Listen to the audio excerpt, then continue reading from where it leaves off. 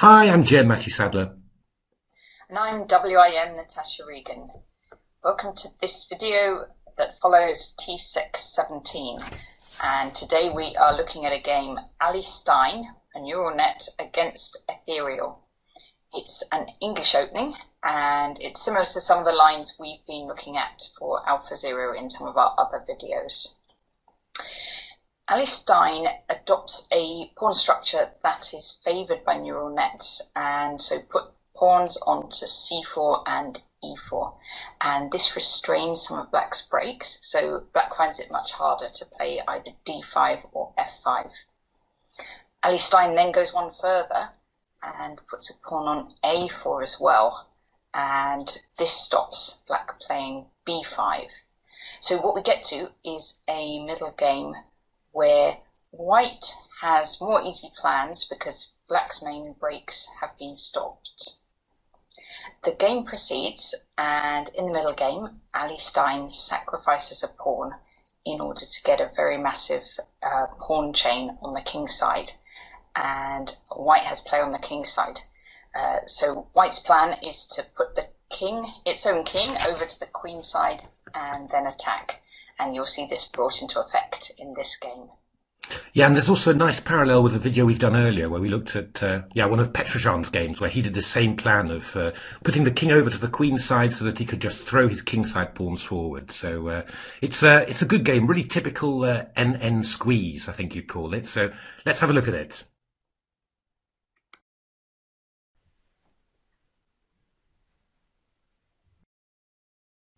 Okay, let's have a look at this interesting game. So as Natasha said, we're actually following some lines that we've seen very similar stuff in the AlphaZero English games that we've been looking at.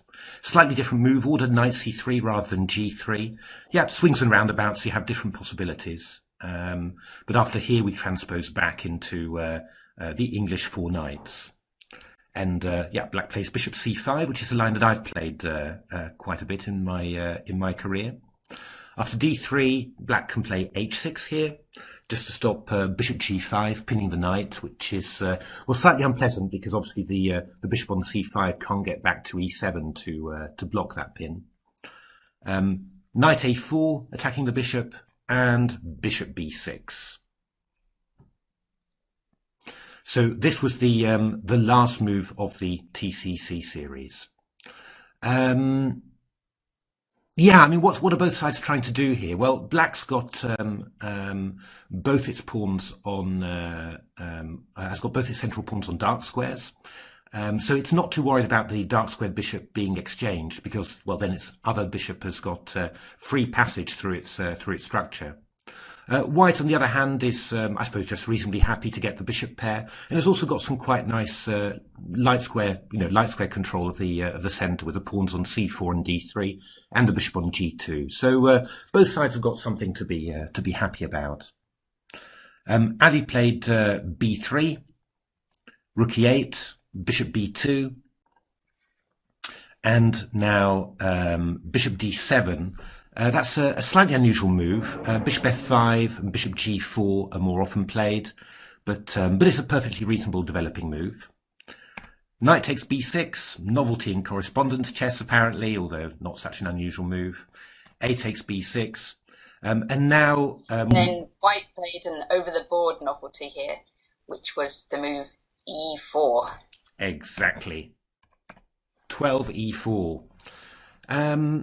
And this is a very interesting structure. As Natasha explained, the nice point about putting the pawns on c4 and e4 is that it really restricts black's main central breaks or chances to gain space, and that's d5 and f5. And this sort of structure was a big favourite of Mikhail Botvinnik. Actually, the Botvinnik system of the English is basically anything with pawns on c4 and e4. Now, of course, the drawback to it is that you've got a little hole on d4 there. But Botvinnik's contention was that this didn't matter. Either black can't occupy it, as is the case at the moment now, or anyway, if black puts a piece on there, you take it, and then black occupies that square with a pawn, and then the outpost is no longer relevant. And we'll see that a bit later in this game. Yeah, that's right. That's right. That happens in this game as well. And I mean, actually, it seems that the NNs really love this because AlphaZero got quite a few of these types of positions against Stockfish in their matches, and scored very heavily with it. What's the reason for that? Well, the simple reason is that it's much easier to think of a plan for white than for black. With white, I'm just going to move my knight and then play f4. And if black doesn't react, I'll just keep on expanding with probably f5 and then g4 and h4. It's a very simple and a very dangerous plan. Whereas with black, harder to really think, how do I really put pressure on the white position?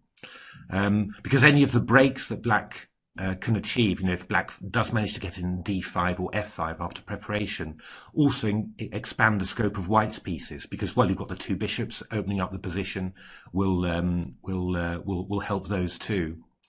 And in the game, what you see is that Ethereal plays very, very sensibly, plays very good sensible moves. But then at some stage it just seems to get stuck, and then it's really only white you feel that that could play for a win, whereas black is only ever really playing for a draw. So the game continued knight h7, hinting at playing f5. Bishop g4 was a suggestion of my engine. I'm not completely convinced about the total line that it gave, but I did very much appreciate the way that it played. I think this was Komodo analysing, I think for about 6 hours to great depth. This was the line it came up with, and it wanted to put its knight on c5, which I like quite a lot. That knight puts a bit of pressure on d3, also a bit of pressure on b3. Knight e1, it came up with this very nice idea. A little bit risky. I mean, that bishop on g4 could get caught when you play f5, but then it's difficult to trap afterwards.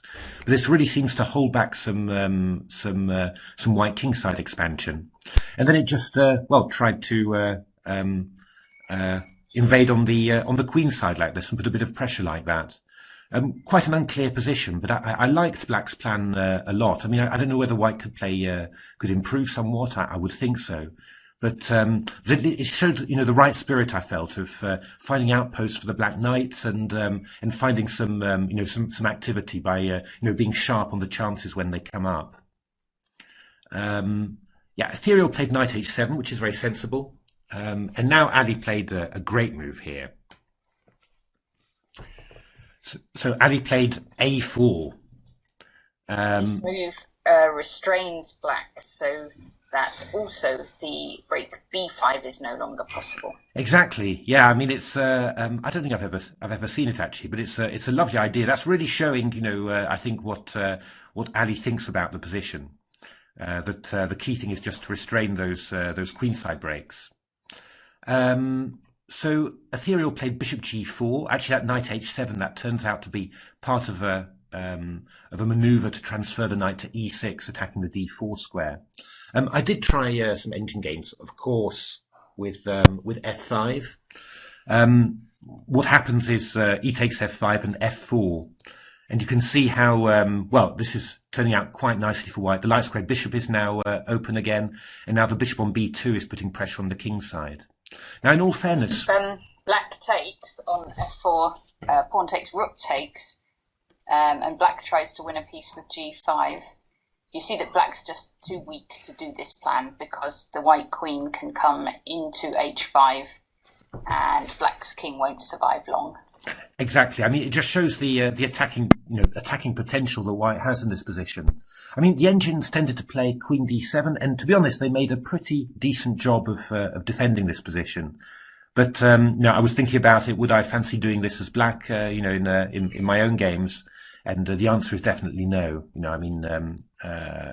So a possibility, but not exactly a total solution, you'd say.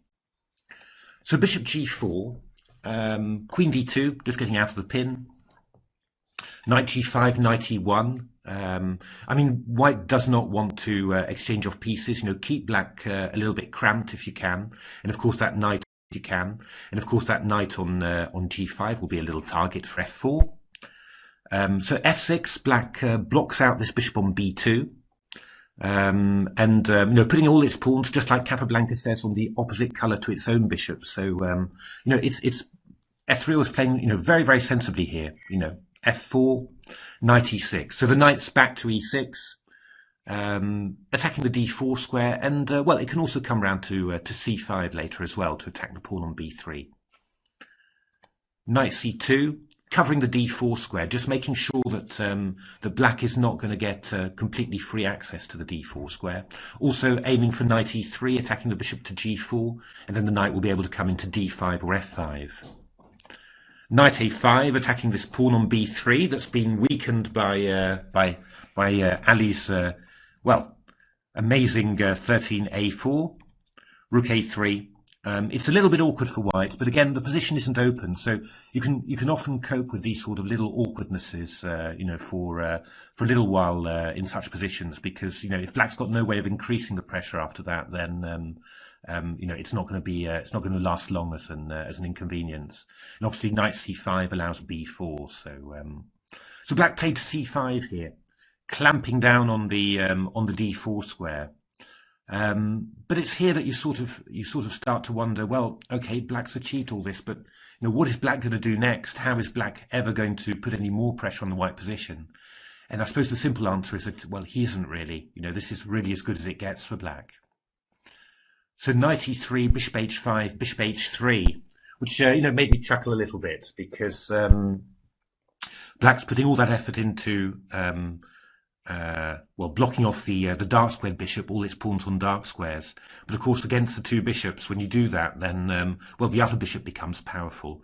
And this bishop doesn't have a huge amount of diagonals. This bishop on h3, but eyeing the e6 square, that's a pretty nice outpost for the bishop. And black's got to be constantly careful about that. And now black played knight d4, and white reacted with bishop takes d4. Exactly. And as Natasha pointed out, now after this move, black doesn't actually have the opportunity to occupy its d4 outpost anymore. Exactly what Botvinnik had in mind when he drew up his system. Yeah, the pawns block that square that black would prefer to use pieces for. Exactly. I mean, black's exchanged off the good white bishop, so that's obviously an achievement. But black also loses some stuff when he does this. So bishop f7, queen to g2. Black isn't going to take that knight on d5 because, actually in this position it would be rather disastrous because, let's say c takes d5. This knight on a5 would never get back into play, and also the bishop would gain the e6 square for an outpost. So that's not at all what black wants. So black actually brings back its knight to try and get rid of that knight on d5. At the same time, white redeploys the rook, so it no longer has to defend that b3 pawn. Exactly. Yeah, it's getting back into the game now. So white has to decide, are you going to let the knight take the knight on d5? And that's actually would not be such a good idea. Let me just play a random move, king h1, for example. After knight d5, if e takes d5, then obviously the rook gets an outpost on e3. And, if c takes d5, then, look at this idea, because this is going to come up all the time. Black could play this move b5 to try and start getting a bit of counterplay. So what you can see basically is that white's pawns on c4 and e4 and a4, of course, are ideal for stopping, either the d5 or the b5 break. So that's why white just takes on e7 and doesn't allow black to take on e7. Queen takes c7 and bishop f3. So actually at this point I tweeted this position predicting a win for Allie, and I got quite a few comments back sort of saying but why why would this position be so good for white? I mean, it's certainly not winning. I mean, let's be clear about that. But it's what the Russians always had this nice expression of playing for two results. And that's basically what it is. I mean, there's only one white player. There's only one player who's going to win this game, and that's white. Because white's got the breaks. White's got actually two different breaks, and well, in the game, Allie shows even a third. But in principle, g4 to g5, and also rook b1 and b4. You know, these are both breaks which put quite a lot of pressure on the black position. I mean, rook b1 and b4, you need to look after the a pawn. But g4 to g5, I mean, you just put your rooks and your queens behind it, and it's happening. Well, I mean, my prediction for the plan was that white would put the king to the queen side, just out of the way, and then put its rooks behind the kingside pawns and then push them. And yeah, I'll flash up the video that we mentioned in the introduction, because we did a video on AlphaZero king marches, and well, as human examples, we showed a game of Petrojans against Unziker. That's the absolute classic. And also a game of Keith Arkles, which was also very, very nice as well, where both white players just put, before doing anything, just spend 5 or 6 moves calmly walking the 6 over to the queen side, and then just push the king side pawns. And why do you do that? Well, if your king's on the queen side, pushing your king side pawns is no danger for it. You know, it's much better than doing that whilst your king's possibly still in danger as well. What's amazing, to be honest, is that the machines, the engines, also just see these plans, whether they're traditional engines or neural nets. You know, they all want to do this. So, I mean, that just shows just how amazing these engines are, because, even this long-term planning, they're completely capable of doing as well. Very impressive. So, rook g8, rook e1, rook e2, rook f8. Now we get Allie playing around a little bit, hinting at b4, coming back, hinting again, and then coming back. And this move caught me really by surprise. I really thought, what on earth is Allie doing, putting the queen on h4? I think, the point is, there was a famous Russian coach who, he applied it to endgames, but it applies to middle games as well. He coined the phrase, do not hurry. And the idea is that in a superior position like this, where the opponent doesn't really have, many possibilities for counterplay, you can afford to try out little things. If it doesn't work, then you just move back and you've ruined nothing. But there's no forced win. So, well, you just need to try and see whether you can create extra disadvantages just by playing around. And well, this works out very well in the game. Caught me by surprise, I have to say. So rook f8, rook e2. You'll notice that there's a little idea here of e4 to e5. And, well, because the pawn on f6 is pinned to the queen on e7, black won't be able to take it. So rook e8 defends, rook b2 again, rook a8, rook f2. And here, Ethereal, plays a little bit incautiously with this move bishop e6. I mean, I would have thought, playing a rook to e8 or something like that, again, would have been very sensible. In fact, the engines seem to keep the same evaluation. So in the coming complete change in the nature of play, they seem to feel that that this new position was pretty much the same evaluation as what we have now. But certainly to a human player, you feel that Allie makes enormous amounts of progress here by playing this move. e6 allows white to get in this break, e4 to e5, because of that pin of the pawn on f6, so the queen would be undefended. Exactly. And, well, I mean, I'm sure Ethereal has prepared this response, bishop f5, which is then opening up an attack on the pawn on e5 and also attacking the pawn on d3. But, well, Allie just gives that pawn away. No worries about that. Bishop d3, rook d1, bishop g6, and now, well, the key to it all, actually, f5, bishop e8, and now e6. And this pawn chain is really, really strong for white. It just cramps the black pieces and keeps the king constrained. Exactly. I mean, white's plan now is really going to be to play h4 and g5. And, well, the big thing about that pawn on e6 is that it really stops the black king from fleeing, escaping. If the king would want to flee to the queen side, it's much more difficult now. The other thing is that it's this typical thing where I do think that neural nets, and we saw this a lot with AlphaZero and Stockfish, they like restricting the opponent's queen. And here, having a queen, blockading a pawn, that's a big use of a major piece, so it really restricts that queen as well. And we saw so many examples in the AlphaZero Stockfish games where Stockfish's queen got passive. And it seemed like AlphaZero was really purposely aiming to achieve that. So black picked bishop c6, queen h3, rook g8, rook e1, putting the pieces in there beautifully. And now rook a f8. And it feels like this is sort of the wrong plan. I'll just show you what happened in a few engine games and show you how Stockfish managed to work up some counterplay. Because in some games between my Fat Fritz engine and Stockfish, Fat Fritz played bishop d5 straight away. And here Stockfish was able to react with this move b5 and rook a3. And queen d3, rook c8, threatening c5 to c4. And somehow, Stockfish being Stockfish, it managed to create some sort of counterplay, before white was fully ready to play h4 and g5. And this was not bad at all. So it seems that it would be very useful to try and keep a rook on a8 to make sure that this counterplay happens as quickly as possible.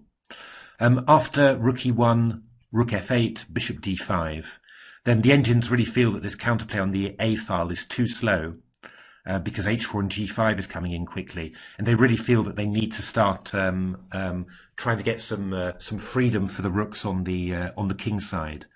But this is a pretty risky move because it gives white some very nice entry channels. Actually, this reminded me very much of actually something that we've got in our other book, Chess for Life, where we were talking. We quoted a comment of Petrojan that the big difference between an attacking and a defending side often is the activity of the rooks. So whilst the attacking side is gaining space and its rooks are sort of gaining new territory behind that, the opponent's rooks are just waiting there, on the back ranks, waiting for stuff to happen. And here, well, you can understand the rationale of this. With g6, black's trying to get some activity for its most passive pieces. But it's a little bit tough. Bishop e4, takes, rook g7, f takes g6. Allie takes the initiative to open things up, and rook f5. That's a great square for the rook. The rook can also move now to d5 and help attack that pawn on d6. So that's and what we see now is actually Allie finally playing my plan and organising itself, consolidating itself, and bringing the king to the queen side, ready for a decisive kingside pawn break somewhere. Queen f3, h5, king f2, king g8, h3, just keeping things nice and solid. No need to rush. h4, Ethereal tries to close the king side, but it's just another weakness to attack in actual fact. b5. It's got several very weak pawns here, like f6, h4, and d6 are all easy to aim at for white. Exactly. I mean, Ethereal here tries to just to open up a line just for the future. But this square on d3 is very pleasant for the white king. And actually on d3, this king is also ready to come into e4 and d5. So endings now. They really do look very awkward for black because the white's king is just going to have a clear path onto some very weak pawns, and actually that's what pretty much happens in the game. So queen f2, actually this pawn on h4 is undefendable, so Allie picks it up. Rook e8, queen h5, and actually what Allie does this in order to pretty much force the exchange of queens, and after the exchange of queens, then all the pawns are weak. That queen was doing a really good job of gluing the whole black position together. Once it's gone, then everything falls. So it's always a little bit scary, of course. Black also gets the opportunity to take some pawns. But, well, if you just look at that passed pawn on e6, there's now a passed pawn on b5. King very active. The pawn on c5 is weak. And well, white's also up a pawn already, so you know that it's not going to last very long for black. King d5, going after the c5 pawn. Rook d1, no point in giving black a huge pass pawn.